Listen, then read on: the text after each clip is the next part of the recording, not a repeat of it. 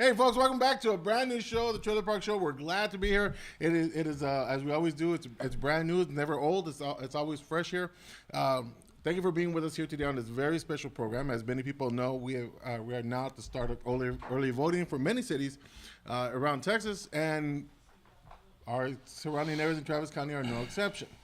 We have the school board elections in Pflugerville, and what a great place to go ahead and do a talk. I have a conversation with the candidates here on the Trailer Park Show.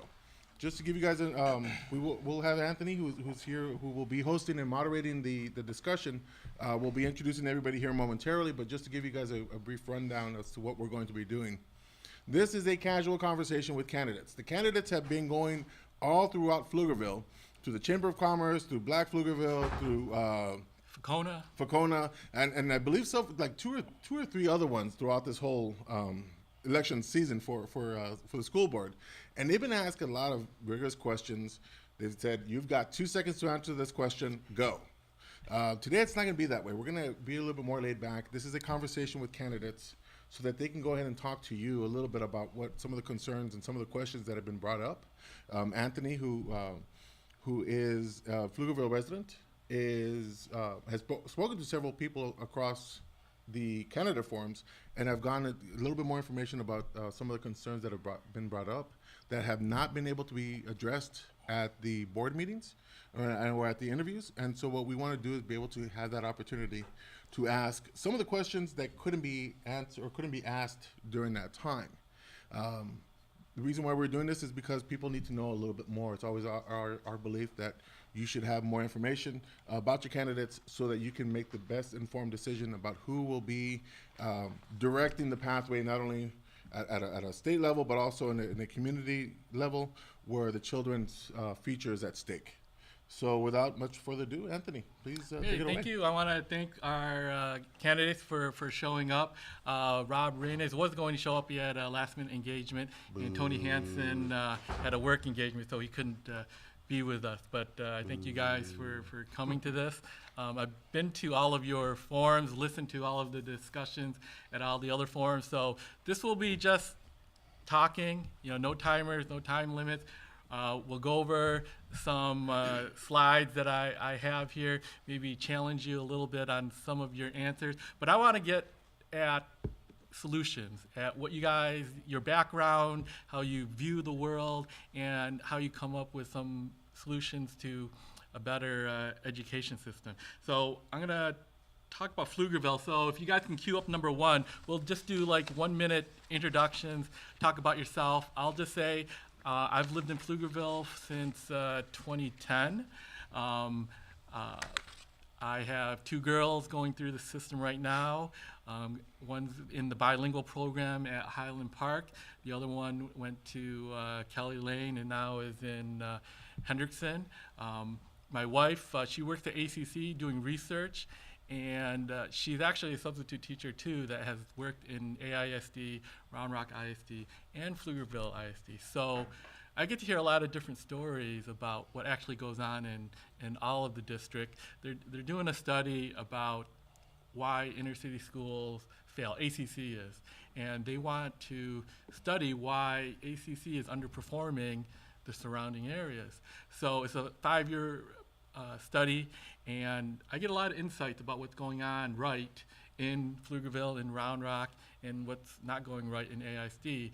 So that kind of shapes my view of the education system, and we'll talk about some of that as we discuss this. So, but let's just do some quick introductions. We can start with Jacob over here. My name is Jacob Betz. With the exception of 2 years, I've lived in Pflugerville since 1984, and grew up there. I went through the school system starting in kindergarten all the way through my senior year. My wife was raised in Pflugerville area as well, in Pflugerville School District. We have 3 kids now, 2 of which are in the school district, both in elementary, 3rd grade, and kindergarten. My wife has taught in the district now for 12 years, and my mother taught in the district for 22. So I've got a pretty deep perspective of where the district's been, and where it's headed over the years since, and the perspective of where we can take it as we move forward. It's kind of predominant background in Pflugerville. Charlie? Yes, my name's Charlie Torres, and I've been in Pflugerville since 2009. My son and I and my wife chose Pflugerville because we felt it was the best school district around for my grandkids. And I've been married to my wife Carmen for 40 years. She's a retired school teacher of 34 years. And education has been a passion for us, and I've volunteered in the PTOs, the PTAs, and just in different ways in public school. For about 35 years I've been volunteering. I'm still volunteering where my grandkids go to school. My grandson is at Highland Park Elementary, and I've been volunteering the PTO there for the last 3 years, and will continue to volunteer in this district and try to help children understand that education is a priority, and it should always be a priority, and they can do wonders if they get a good education. And Charlie was brave enough to accept my invitation to a political debate a few weeks ago in downtown.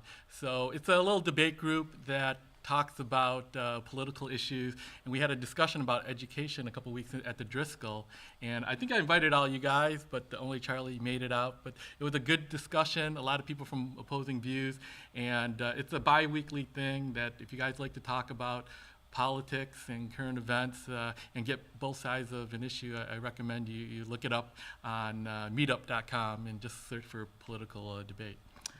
Larry? I'm Larry Bradley, and I've been in Pflugerville School District since 1981.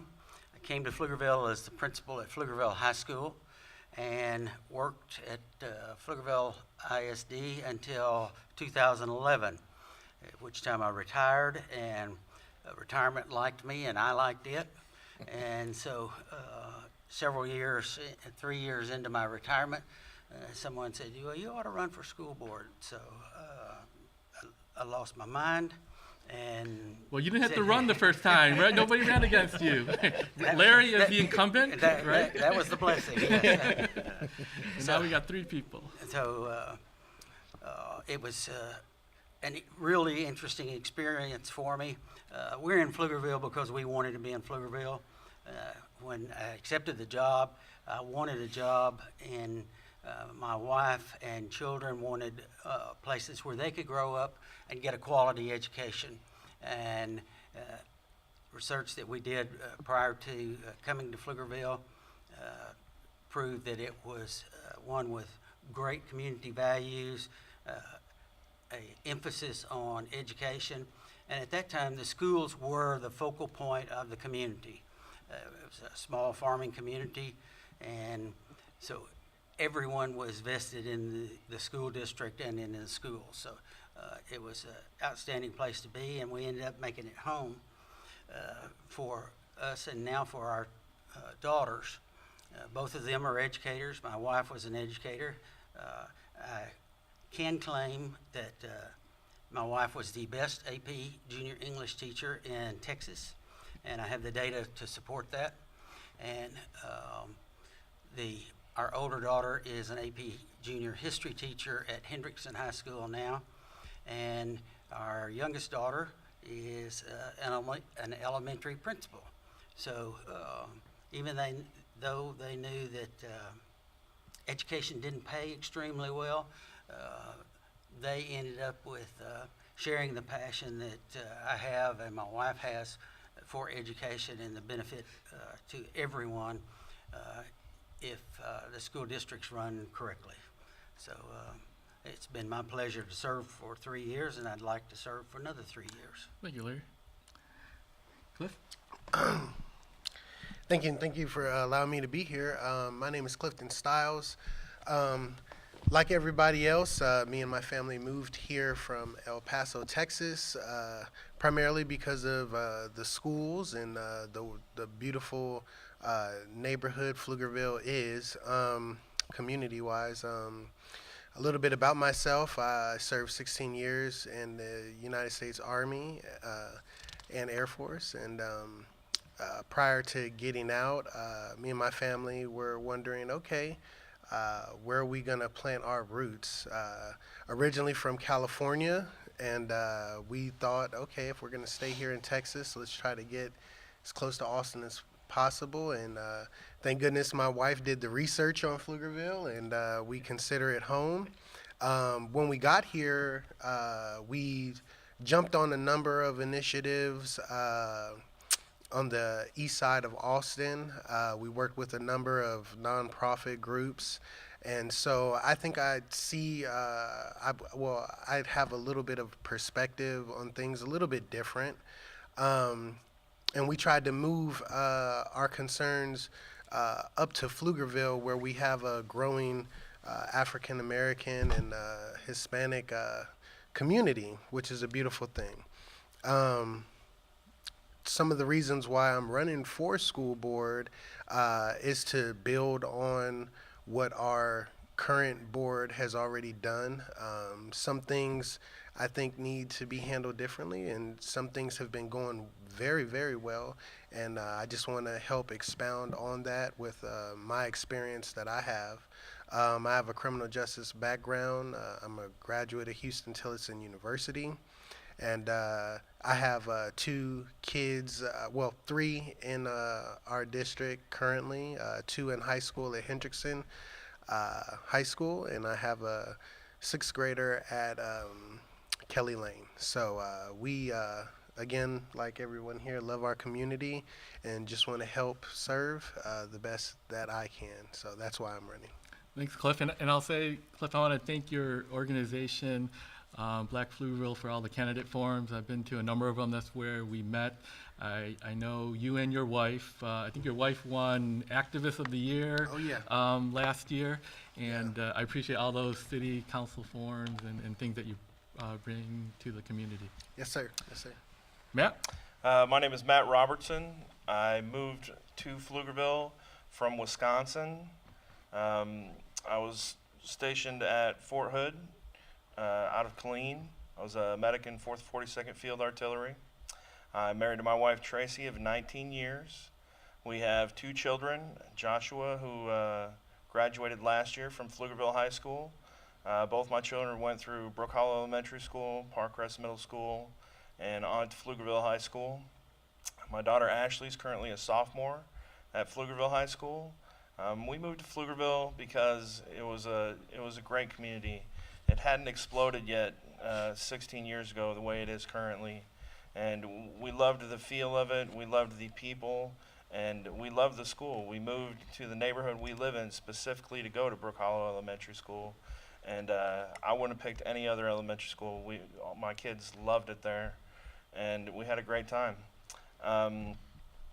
Being in the school system for the last 16 years with my children, I've been PTO president, I've substituted, I've had a chance to see both sides of the internal workings of the school and the external as a parent, and I identified places that I thought we could grow. And I have a very strong, passionate vision of the future of Pflugerville's education.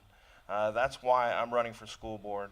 I'd like to think that I have a lot of ideas that haven't been thought of, a different way of doing things, a more up-to-date version that can bring a greater sense of education to our schools.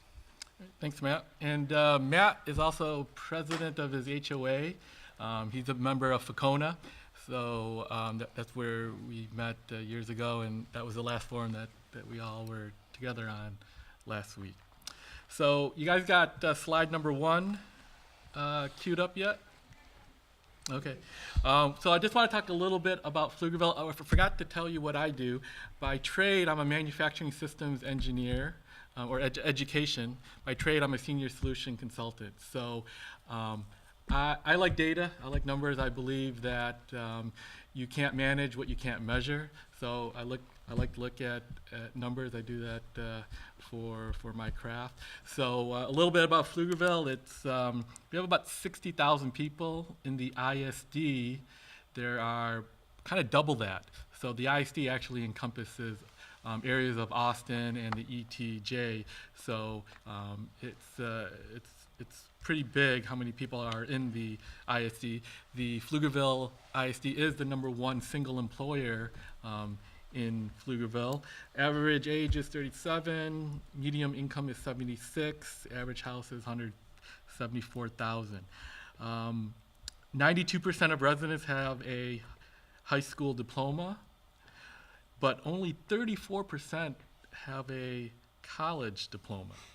And that's kind of a statistic that when I graduated from college 20 years ago has pretty much been the same. So it seems to me something is not right when more than 90% graduate high school, but only a third can graduate college. So my first question is, what's the goal of K through 12 education? What are we trying to do? Are we trying to just boost up our graduation rate? Are we trying to get people to graduate college? What do you guys think is the goal? My goal as a parent is to support my child in whatever endeavor they choose. You know, I encourage my kids to go to college simply for the fact because I know they can get a higher paying job and have a more comfortable lifestyle as they grow older. But as a parent, whatever they choose to do, I would support 100%. I think the primary purpose of K-12, pre-K-12 education, I think that pre-K is important to be in there, is to prepare students to do what they want to do. Because the push a decade ago was everyone's going to college. There weren't enough seats in the colleges to get them in to begin with. And like you said, 35%, some years up closer to 40% of kids graduate from college that start as freshmen. And to me, it's the experience that they have that leads them to do what they want to do. They don't have to go all the way through college if they find that niche that they're passionate about and they're comfortable with going out and being an entrepreneur. Is the school district doing enough for those people that may not have a college path? You know, If I can interject real quick, I think what we've heard so far is, college isn't necessarily for everyone, but then again, as you can from your chart, everyone doesn't have the financial means to go to college, so that forces our kids and families really to try to figure out a different path, which isn't necessarily a detrimental thing or a bad thing, because there's plenty of trades and apprenticeships and plenty of jobs that can sustain a family.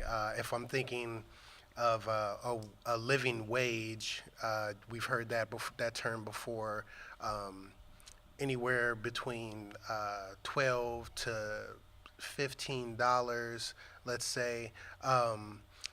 Yeah, you're not living the lap of luxury, but you can, if you're wise, support a young family starting out. And there's plenty of jobs that give that opportunity to kids. Myself, I didn't even think of college. I went straight into the military. From the community that I was from growing up, I didn't think twice about it. I was surrounded by military all my life, and so that was just a natural choice. And I think a lot of our kids make that choice. A lot of kids want to, if they have the means, travel, and a lot of kids do stay home and just try to figure it out. Our education system up to the 12th grade, in my opinion, should be a very holistic, solid base to allow our kids to think, to reason, to have those required basic math skills. Let's say if you wanted to get into like construction and things of that nature. So, Mr. Bradley said, there was a push, but again, everybody wasn't financially ready or to There push does their seem to kids be into more college. recognition that vocational activities should be acknowledged now, and college is not for everybody. But Yeah, I don't right. see, That's- I don't really see that happening as a No, but legitimate path. I don't know that I directly fault the district for that. There's been a push nationally away from vocational skills and away from non-collegiate paths. We've pushed, even in my time, in high school, 20 years ago when I went in, it was focused on getting those students to college, which is what all we focused on. The reality was that the vast majority of my classmates did not go to college. They went into the military. They went into trade fields. And quite frankly, most of them were highly successful in those fields that they went into. Most of my friends that went to the military route came out of the military and came into careers that were highly profitable for them. They had advanced skills and skill sets for that. So this notion that somehow non-collegiate bound students are shortchanged is kind of foolhardy, because Yeah. I'll take my brother as an example. He's a professional welder, and at his age, my younger brother was earning much more money than I was as a college graduate and Probably no debt you know, either. professional, yeah, and no particular debt in that field, which I carried for some years.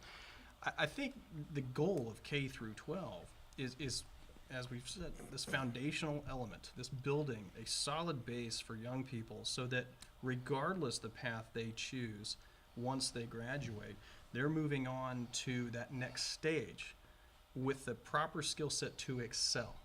Again, I'll use my brother. I have never used advanced mathematics in my professional career, other than a few statistics.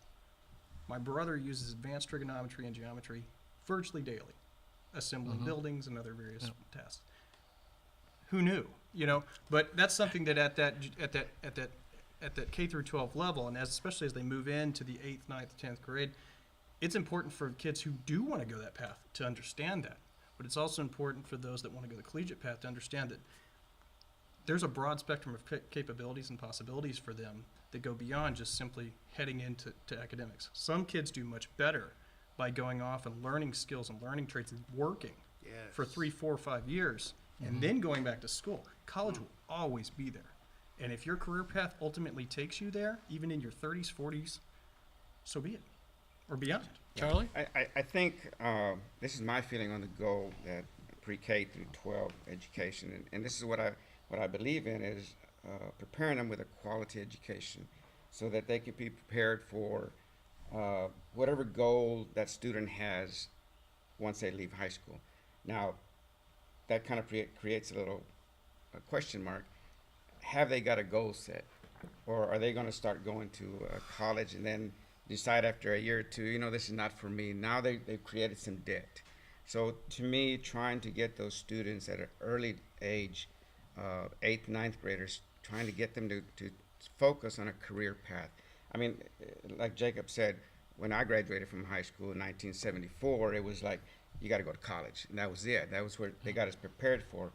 But as time went on, and serving in my previous school board experience at Gregory Portland ISD, we had cosmetology, we had welding, we had health science. We had a partnership with Del Mar College, so that the students, when they finished high school, they basically had an associate's degree in a field that they wanted to go to, whether it be health science or whether it be cosmetology. They could actually take their certification, and they went into either working for a business or build their own business. And I know of one because I go get my hair cut there every once in a while, and I did when I was there, because she built a great hair salon. So I believe in students, getting them ready to either they're going to go on to a 4-year or a more advanced college, or for vocational and technical training, because there's a lot of good jobs there. One quick example, right now that welding program that we had at Gregory Portland ISD, they've had to double the class sizes on that, because they're graduating from high school and going in earning $65,000 a year. And I would like to see that partnership here in Austin with either ACC or with whatever community college we can. Well, that's partnership great. I'm glad everybody acknowledges that college isn't for everybody, and I just hope that the district recognizes that too, because it is the majority of people that live in our community. 65% don't have college, so we Anthony, need to have a path. To speak on your question real quick, your question was, is the district doing enough? I think in some ways they are. I mean, we have the fire academy at Hendrickson, training students to become firefighters. So there's other programs out there that we're offering, you know, and it might not necessarily be at all the schools. On the other hand, some areas we're lacking is skills like typing. They don't teach typing in school anymore. And you're going to use typing in every job almost in the United States. You know, I don't think, and maybe Gabe, you can chime in. In Maynard, don't they have a dual track program that they kind of talk about up front, where the students can pick a vocational school versus a college path? And we don't have that in Pflugerville. It should actually be already in place, thanks to House Bill 5. House Bill 5 off of the 83rd legislature. They start prepping them actually in middle school, where they start saying, okay, what do you want to do? Where are you going to go? And they start showing them all these different opportunities when it comes to computer technology, when it comes to doing all the other business administration information or business careers. But then when you get into high school, they have the option, I guess, around, now correct me if on this part with Pflugerville, the school districts that I'm aware of, they start the kids getting ready to go to college. But then after about a year or two into high school, that's when they decide whether or not they talk to the kid, they talk to the student, and they say, do you want to go to college or do you want to learn a trade? You're talking about Avid. Right, and then it goes from Avid that part where program. they say, okay, which direction are you going to go? And so through there is where they give the track of whether or not they're going to have a diploma that will get them into college, or give them a diploma that will lead them towards a trade. And it's kind of one of those unique situations based on House Bill 5 that says, okay, what do you want to do? So that it should already be in place in that portion. It's already in place. When they get into high school, before they even get to high school and middle school, they get to go through the computer and select what job they want to do. They can pick from a huge assortment of jobs, and then that programs classes into their high school schedule and says to complete that path and to be what you want to be what you selected, these are the classes you should take. So that is currently in place right now. But it is flexible, and as Matt said, it starts before high school. If you wait till your second year of high school, you're behind on skills for what you need in the future. So you really do need that. But there are a lot of 7th and 8th graders that going, I don't know what I want to be. Right. And but there are some that know they want to be, a doctor, lawyer, or whatever. Or, sometimes the dollar sign influences those younger kids more so than some of the older ones once they get to see what the job's like. But Right. but it is an earlier decision and a flexible one where a student and parents can work their way from start on one path and say, whoops, this is not for me. I don't like blood, so I can't be in the health occupations class. I need to do something else. And so when they change that, it offers more general classes at the beginning and more specialized classes junior and senior year. Right. Yeah. And I know there's good connections with like IBM, Conley High School. They have, I think, I believe it's, I don't remember if it's 10 5. or 12 students 5. that are part their At the interns? their internship with IBM, and they're getting paid $16 an hour. That's awesome. And so there's some good partnerships that are going on. That's just one that I heard of at Conley High School. We need more of that. Get a lot of opportunities in this town. Can I Connolly's interject a talking question to about? Dell. I'm sorry. I said Connolly's speaking with Dell on internships next year. Oh, nice. So, I mean, there's a lot of programs that we are doing right, and there's absolutely some areas where we can improve. I gotta interject and add one question to this whole conversation about what we're trying to do for the children between pre-K and 12. One of the major problems that has happened in the past few years is that when we were going to school, we were told college was going to be a 4-year degree. Flash forward to about maybe 7 years ago, and now they're adding 6-year degrees. Where UT is actually thinking about even extending that down to 8. And one of the problems that's been going on is the fact that we have students that are in high school that go into college that are not ready to read and write. and they have to take remedial classes in Yeah, order to it's like extend the 40%. courses. Big problem. So we have this big problem that's in there. Now, I'm not saying it's just Pflugerville, everywhere it's going on, but we're going to be concentrating on Pflugerville for right now. What's the school district doing to try to fix that? Because it's a big problem. I mean, we're spending more money. We're talking about not having money to go to school. When they're spending money on a federal grant that's supposed to give them 6 years of tuition before they even get into a loan, and they're having to deal with 1 or 2 years of having to get remedial classes just so they can get the basic classes done. What is the school district trying to do to fix that? I think what I see is every campus from, I'm going to say, first grade on up, anytime that they're trying to, I'm going to say, individualize, which is what's really needed. Because if I'm behind in reading skills, then, if I'm in another class with 20 students, I'm not going to get very many individual opportunities. So the structuring of the reading programs from in elementary school all the way through, because we know the data says if you're a non-reader at the 3rd grade, you're twice as likely to drop out of school. Right. If you're a non-reader in the 7th grade, your chances of a living career, as was referred to earlier, is very slim. So it has to be remediated before they get to middle school, if at all possible. Right.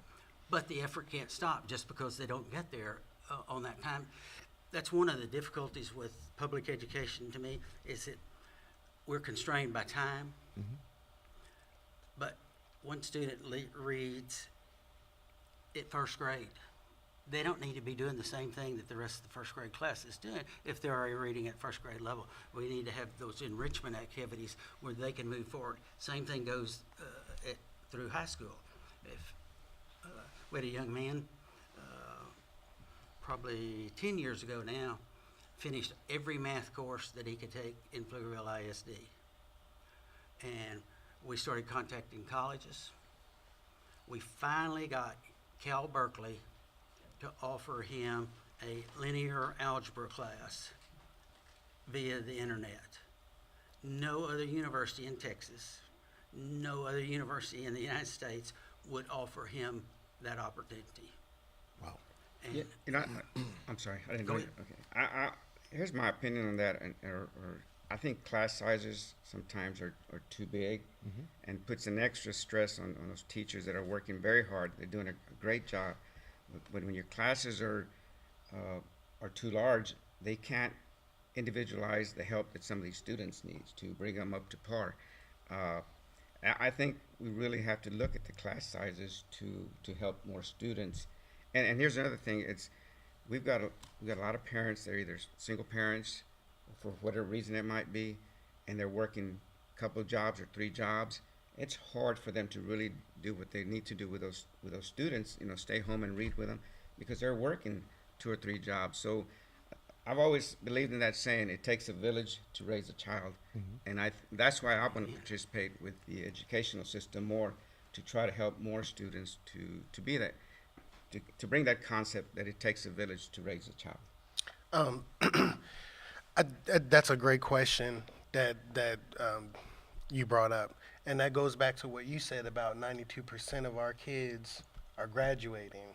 So if we are seeing that issue, if we're gonna target that specific population, then what's going on with those kids, and why aren't they within this 92% graduation rate?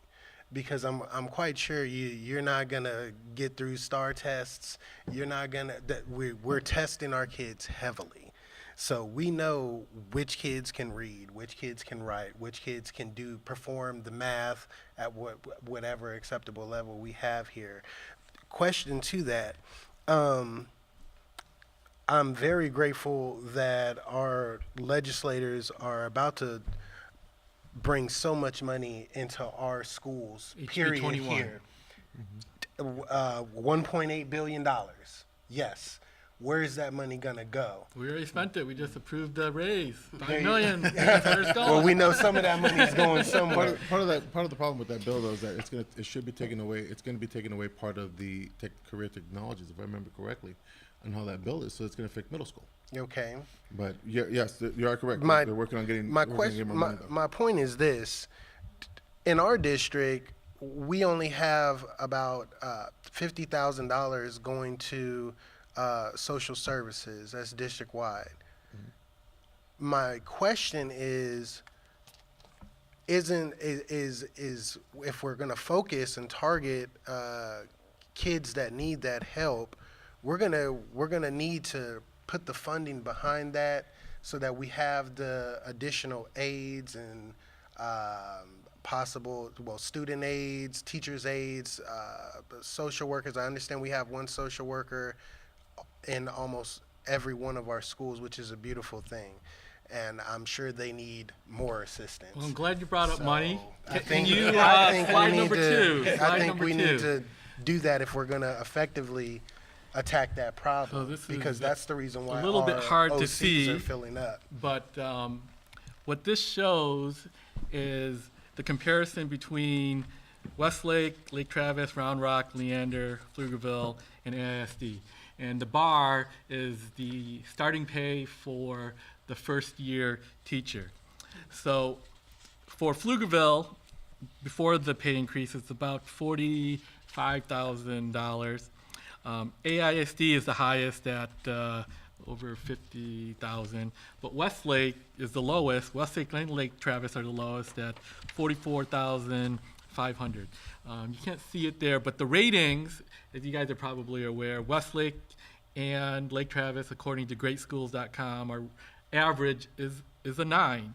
Round Rock, Leander are 8s, and Pflugerville and Austin, if you average it all out, it's about a 6. So if you're looking at that, it looks like the more you pay the teachers, the lower scores that they are getting. So my question is does money really make better schools? Or is there something else there that we're not seeing? Because a lot of the argument is that, yeah, we don't get enough money and we need to retain our teachers and we need to pay them more. But if that's the case, Westlake, which is the average homes there are over $1 million, they have the best schools, but they pay their teachers the least. Austin, they pay them the most.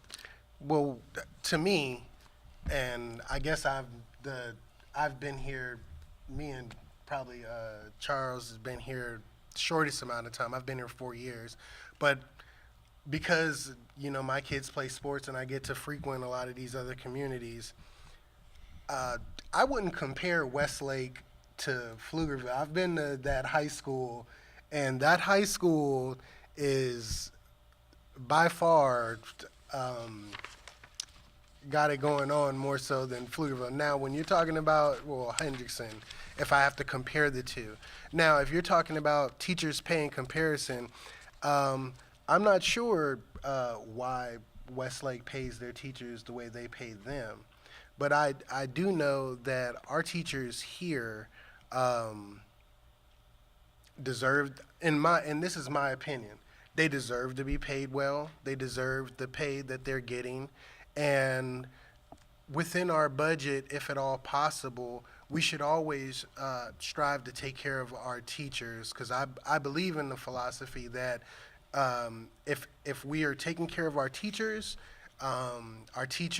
therefore should be taking care of our students, and that's one of the reasons why I feel as though our school district is second to none, because of the caliber of our teachers, and very well you see the caliber of our students that were graduating. You just gave out that statistic.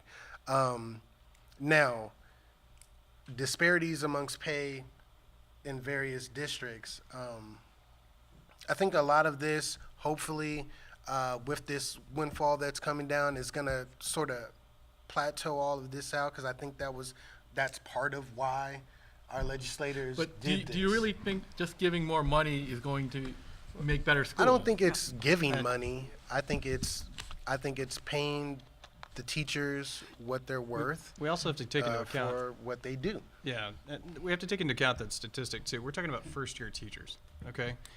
If we look at the pay curve, Pflugerville, it's not the first-year teachers that we're talking about when it comes to pay. It's your mid-career teachers, 3 to 5 okay? years. Those are the ones, 5 to 10, 15, that range, where that disparity starts to show up. Now, we're trying to make comparisons to things that I don't think are fair comparisons. First-year teachers, and pay don't equate to better schools. That's not where we're looking. What we're looking at there, as far as differences in districts, you got to take into account community involvement. There you go. You got to take into account private fundings that comes from the community itself, PTOs that have significantly higher yields. There you go.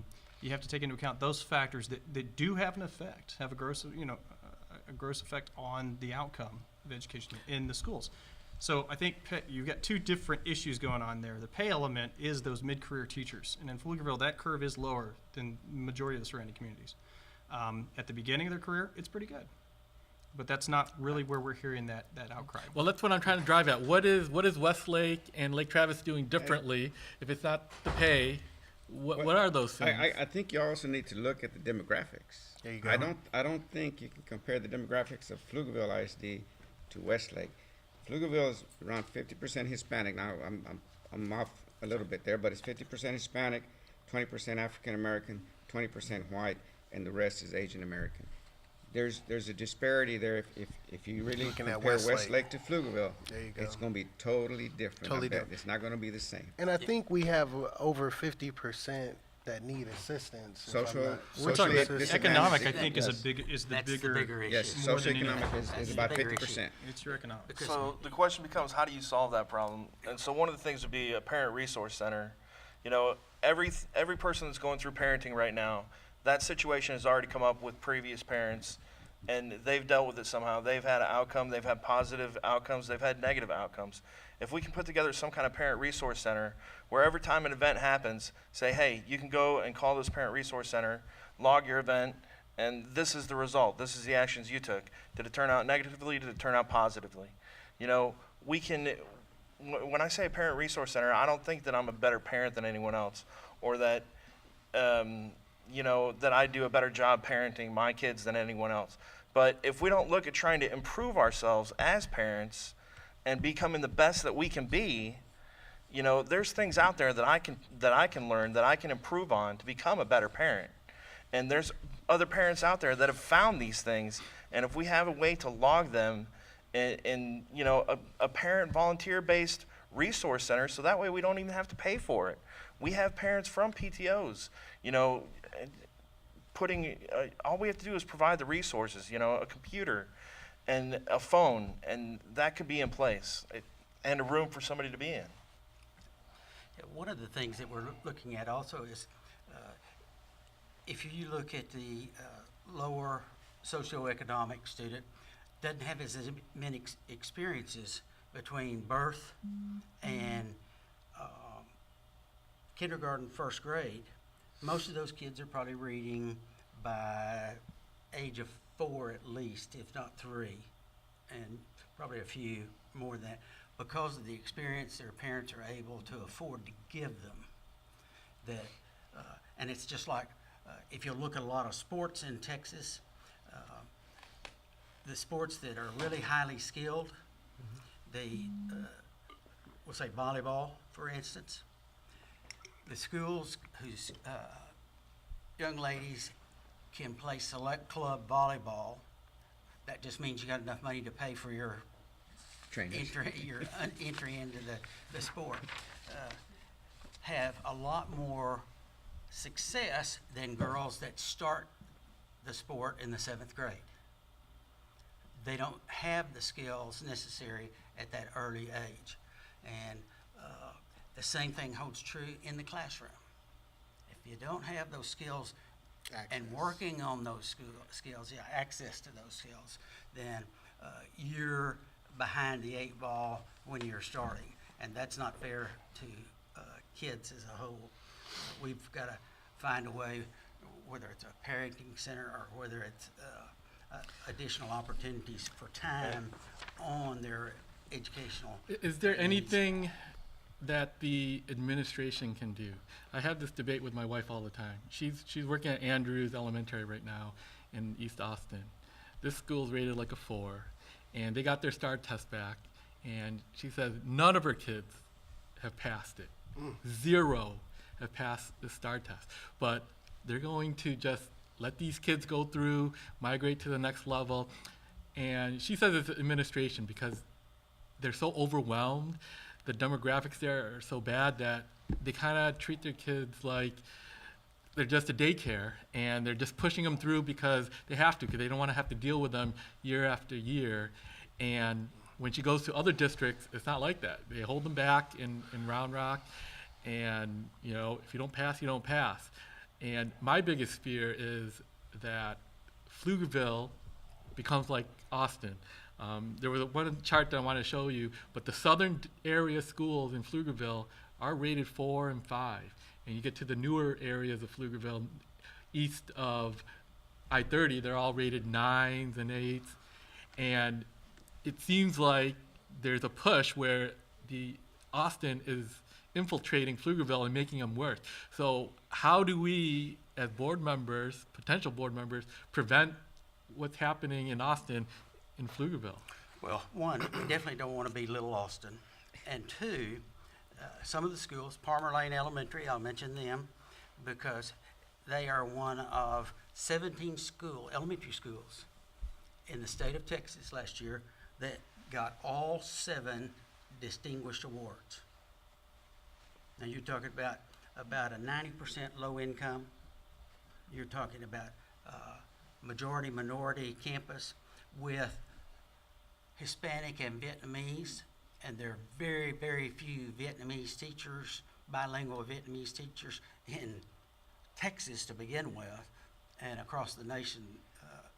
But there are things in each individual and each campus has to own the performance of their kids. That's right.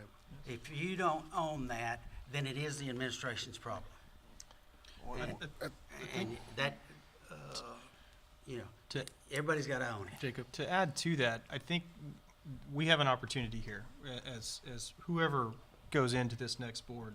We've got a new superintendent, and we've got an opportunity to really focus on building from the top down an administration side of this equation, where we've already got pretty stellar educators across the board. Amen.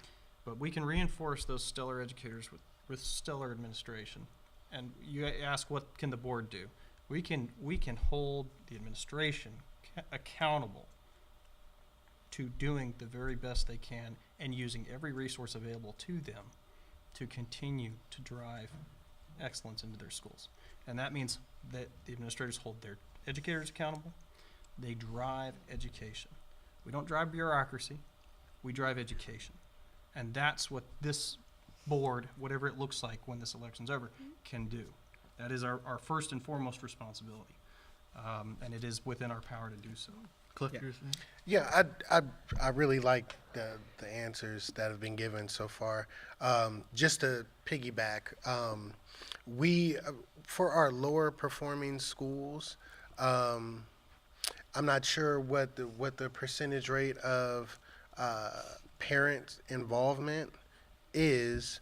I can tell you that my kids' middle school at DeSalle was excellent, but there wasn't a lot of parent involvement, just to be honest. And we were there religiously. And of course, there was a whole host of parents that were there, but there was a separation between the school and the parents within that part of Pflugerville. It's been brought up in past board meetings, and we've heard current board members talk about communication and how to get parents engaged. We have a lot of parents in our school district that aren't English speakers, and so that is a barrier between them and the school it kind of leaves their kids out there hanging on their own. We got to bridge that gap. We have to bridge the gap between our lower income students who need assistance. You know, I guarantee you in AISD, your lower population students, they probably have issues with hunger and all sorts of issues. Now, thank goodness we don't have those type of issues at that level. But we need to wrap our hands around that, because if kids are hungry, kids don't learn. We all know this. If kids aren't going to sleep on time at home, or they're not getting that reassurance from the home, they're going to have a hard time in school keeping up with their peers. I think that's a problem too. So I think we need to take a holistic approach as to how can we engage these parents, like you said, with that education, parent education. Any resource we can do or come up with, we need to try to put our focus on that, so that we can give these kids every advantage and opportunity that they can Because each parent get. has been in the same situation that you're in and has That's somehow right. made it through it, you know, and so to learn off their previous experiences, you know, to talk about the educators, we have great educators. Some of them are top notch. That's right. You know, and I've had arguments trying to get into a certain educator's class because they're so good. On the other hand, you know, you have educators that have second jobs, you know, or spending their time, you know, planning, and we need to make sure we're offering them all the resources that they need to have a great classroom. You know, the only teacher I remember from almost my entire education experience was Mr. Buck, and that was in elementary school. And he taught us things that nobody else taught us. You know, he taught us what a puffball mushroom was, and when he squeezed it out in the yard and the little puff, you know, we were like, oh, in second grade, you know, and we ran around the yard stomping on him. You know, he taught us that red-winged blackbird is Siena Cita cristata in Latin. You know, just things that you remember, and that's what I remember from my education. Teachers that touched you, and we need to make sure that those teachers aren't constrained so much by, you know, performance reviews and how they're expected to do a certain thing that it hampers the education that they're trying to give our kids. All right, well, this has been a quick hour, so we only got about 5 minutes left. I'm gonna give you guys about a minute to kind of wrap things up, but I did want to go over, just if you can wrap it in your closing, your opinion on school choice and standardized testing. We will start with, who did we start with in the beginning? So this is the one we're actually going to we're going to have to time you guys because we've got about 4 minutes left. Okay, School So we choice can and go about standardized testing. okay, we'll Yeah. start with Matt over here and go. So this wrap up with school choice and standardized testing. The school voucher system, I believe the state's going to do whatever the state's going to do. We can't throw our hands up and, you know, complain about what the state's going to do. We need to find solutions. We need to find different avenues of revenue. You know, we need to still enforce the ideals and mentalities that we have despite what the state does. So the voucher program, I believe we can get past that. Standardized testing, I think we should move it to just the ACT. I really can't stand all the STAR testing and all the requirements put on the students. Again, I'm not really against school of choice, voucher systems, things of that nature, but I am for fully funding public schools. We can't just do one without the other, because I believe public schools are our nation's foundation. As far as STAR test and all this standardized testing, I'm not against making sure that our kids aren't receiving a certain level of education by grade and moving on. But the way in which we focus so heavily on the STAR test, again, as you heard before, I think is hampering our educators. Larry?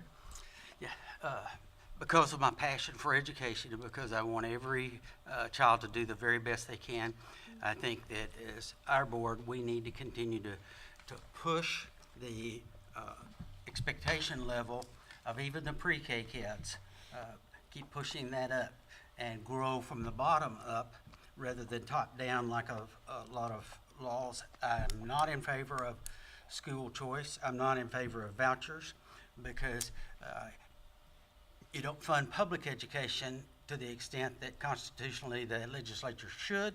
So how can they give away money that they're not spending on public schools, on schools that choose to use another avenue for their school?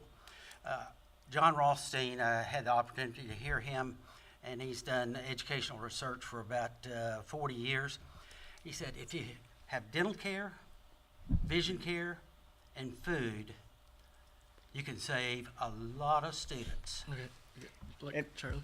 Really quick, I'm not in favor of the school choice, school vouchers. I believe that as a trustee, you would charge me with being responsible to hiring the proper administration, make sure administration runs our school district properly. And I will always be responsible as a trustee if things are not going the right way. Standardized testing, there's got to be a way to gauge where our student stands to get them ready for after the Jacob? 12th grade. School choice, simply put, if we're doing our job, and my focus is Pflugerville ISD, if we're doing our job, our students stay where they are. And as far as standardized tests go, we need some standard element for evaluation, like the ACT or SAT, but our focus in day-to-day education should not be teaching to that test. It should be getting our kids ready for what's next. Awesome. Here. Well, we've got about less than 30 seconds left. We Good want to thank stuff. everybody for being here. Yeah. Thank you for allowing us to spend about 58 minutes of your time. Vote. Yes. made it 2 Please go hours. vote. Early voting has already started.